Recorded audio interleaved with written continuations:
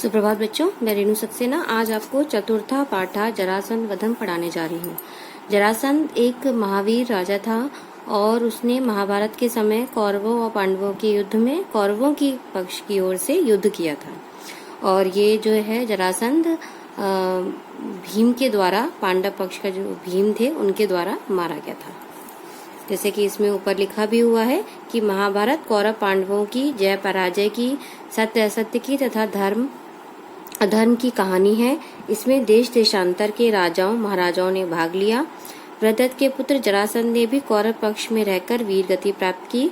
जरासंध के जन्म तथा उसके कार्यों का परिचय इस पाठ में कराया जा रहा है।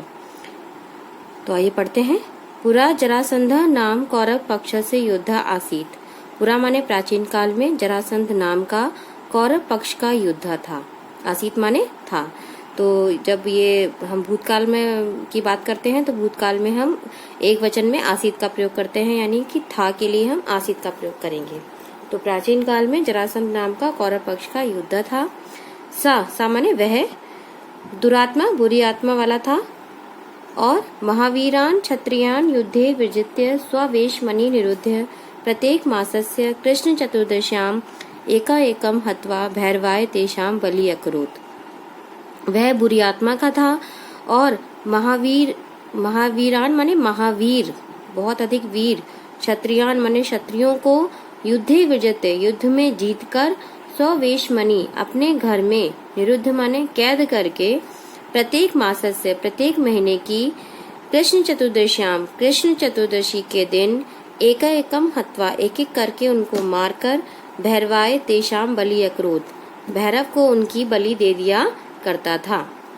कृष्ण चतुर्दशी का मतलब आप समझ रहे हैं कि एक महीने में हमारे दो पक्ष होते हैं, शुक्ल पक्ष और कृष्ण पक्ष, जिसमें हर एक पक्ष 15 दिन का होता है। तो कृष्ण पक्ष की चतुर्दशी यानी कृष्ण पक्ष के 14वें दिन, ठीक है, एक एक करके भैरव को उनकी बलि दे दिया करता था। कालांतरे माने कुछ समय बाद, मल युद्ध के समय जरासंध की मृत्यु यानी मृत्यु भीमेन अवध भीम के द्वारा हुई थी। उस समय बाद जब मलयुद्ध के समय जरासंध की मृत्यु किसके द्वारा हुई थी? भीम के द्वारा हुई थी। आगे देखिए।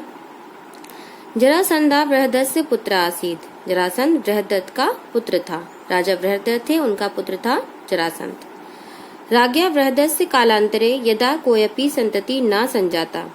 राजा बृहदत्त की कालांतरे माने बहुत समय तक, यदा माने जब, कोयपि माने कोई भी, संतति माने संतान, ना संजाता नहीं उत्पन्न हुई, तदा सा चिंतिता अववत तब वह चिंतित हुए माने परेशान हुए। जब राजा बृहदत्त की बहुत समय तक कोई संतान उत्पन्न नहीं हुई तब वह बहुत चिंतित हुए।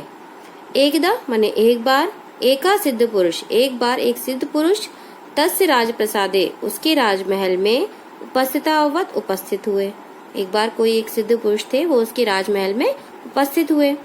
सा सिद्ध पुरुषा उस सिद्ध पुरुष ने राजा नाम एकम आम्रफलम अददात। उस सिद्ध पुरुष ने राजा नाम माने राजा को एक आम्रफलम माने आम का फल, अददात माने दिया। अब देखो यहाँ पर ये धातु रूप है, इसका जो अददात है यहाँ एक वचन है यहाँ पर, इसीलिए यहाँ पर एक वचन का प्रयोग किया है अददात, यानी कि ये लंग लकार का शब्द हो गया और एक वचन का शब्द है, ठीक है। तो एक वचन के साथ हम एक वचन धातु रूप का प्रयोग करते हैं। तत् फलम नीत्वा वह फल लेकर राजा दो भार्यों अपनी दो भार्यों माने पत्नियों के पास, विवर्ज्य माने उसको आम के फल को विभाजित करके, अर्धम अर्धम यानी आधा आधा खादितुम खाने के लिए, अददात माने दिया। तब उस राजा ने क्या किया, उस फल को ले जाकर अपनी दोनों पत्नियों को विभाजित करके अलग अलग आधा आधा खाने के लिए दिया। अर्धम अर्धम माने आधा आधा खाने के लिए दिया। कालांतरे दो अर्ध शरीर रूपे एकम पुत्रम अजायन्तो। कालांतरे माने कुछ समय बाद दो अर्ध माने आधे आधे शरीर रूप के एकम पुत्रम अजायन्तो एक पुत्र का जन्म हुआ। कुछ समय बाद जब उनकी पत्नियों ने पुत्र को जन्म दिया तो उनके जो पुत्र थे वो कैसे थे? आधे शरीर वाले थे, ठीक है। तो वयो पिंडो जरा नाम धेया निशाचरी संजोयम एका कृत्वा एकाकारम कृता। तो वयो पिंडो मतलब उन दोनों शरीर के भागों को जरा नाम की निशाचरी ने संजोयम माने संजोकर यानी एक एक करके एकाकारम कृत्वा एक आकार दे दिया। मतलब कि जो आधे आधे शरीर वाले जो दोनों बच्चे थे उसको उन्होंने एक बना दिया, एक बालक बना दिया। अतः तस्य पुत्रस्य नाम जरासंध इति संज्ञावत, इसलिए उसके पुत्र का नाम जरासंध ये नाम हो गया। जरासंध माने जरा के द्वारा जोड़ा हुआ, संध माने होता संधि करना यानी मिलाना। तो जरा नाम की निशाचरी ने यानी राक्षसी ने उसको जोड़कर एक बनाया था, तो इसीलिए उसका नाम क्या बन गया, पड़ गया जरासंध। आगे देखिए, एकदा सकल जनपद से, एक बार सकल जनपद से माने सारे जनपद के, सारे जिलों के क्षत्रिय बंधे हुए क्षत्रियों को, दीक्षित से माने छुड़वाने के लिए, और दुष्ट से वधम, दुष्ट के वध करने की, अभिकांक्षणम माने इच्छा से, श्री कृष्ण भीमार्जुनम सहित, श्री कृष्ण भीम और अर्जुन के साथ, जरासंध गृह विप्रेश प्रवेशम, मतलब जरासंध के घर में विप्रवेशनम माने ब्राह्मण का वेश बनाकर, प्रवेशम माने प्रवेश किया। मतलब एक बार क्या हुआ कि जो कृष्ण भगवान थे उन्होंने जरासंध का वध करने के लिए और जितने भी जो राजा थे उनको छुड़वाने के लिए, उनकी इच्छा से वो भीम और अर्जुन के साथ उन्होंने जरासंध के घर में ब्राह्मण के रूप में प्रवेश किया। क्योंकि अगर वो अपने असली रूप में जाते तो शायद जरासंध उनको प्रवेश ना करने देता और वो उनको शायद उनके साथ युद्ध भी कर सकता था। इसलिए वो कैसे गए, ब्राह्मण के रूप में गए। जरासंध तू तान वस्तुतो विप्रान एव मानवो दंडवत प्रणम्य, जरासंध ने उन तीनों को वस्तुतो माने वास्तव में, विप्रान माने ब्राह्मण, एव माने ही, मानवो मनवानो माने मानकर, दंडवत प्रणम्य